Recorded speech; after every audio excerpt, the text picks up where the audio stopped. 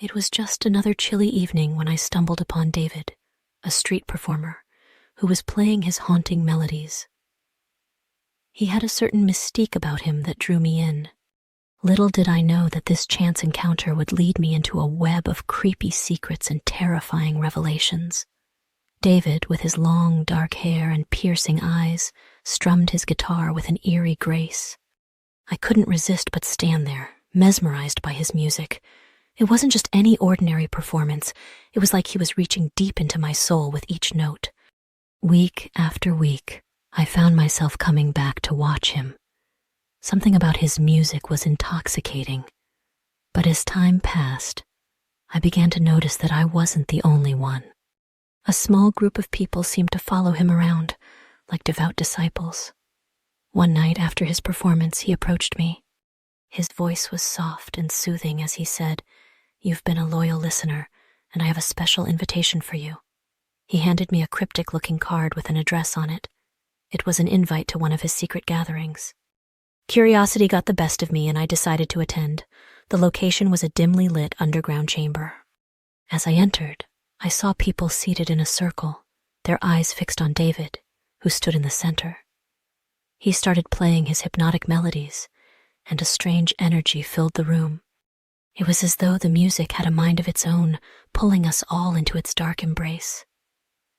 During the gathering, David shared stories from his past, tales of torment and despair. He spoke about how his music was a way to cope with the demons that haunted him. The more I listened, the more I felt a deep connection with him and the others in the room. As weeks turned into months, these secret gatherings became a regular part of my life. David's music was like a drug, and I couldn't resist its pull. I wasn't alone in my obsession.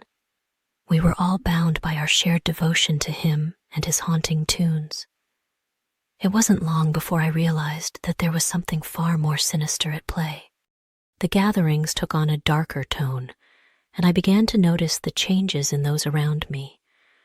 We were no longer just fans. We were becoming a cult, and David was our enigmatic leader. One night, as I delved deeper into this disturbing world, I uncovered the truth about David's haunting past. He had been involved in a series of dark rituals that left him marked with a sinister power, and now he intended to share that power with us, his devoted followers. As the music played, I couldn't resist its call any longer. I watched in horror as my fellow cult members underwent a terrifying transformation. Their eyes turned vacant, their movements robotic. The hidden hypnotic messages in the music had been manipulating us all along, compelling us to surrender our free will. I knew I had to escape this nightmare, but it wasn't going to be easy. The cult had become a force to be reckoned with, and David's power over us was absolute. I had to find a way to break free from his grasp and expose the truth to the world.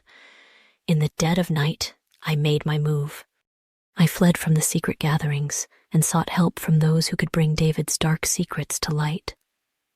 The battle that ensued was terrifying and intense as I fought to save myself and those ensnared in this eerie web of music, mind control, and madness. In the end, the haunting melodies that had once drawn me in became a weapon against David and his cult. The truth was revealed, and the sinister connection between his past and the secret society was laid bare for all to see. But the scars of that creepy chapter in my life still linger, a constant reminder of the darkness that can hide behind the simplest of melodies.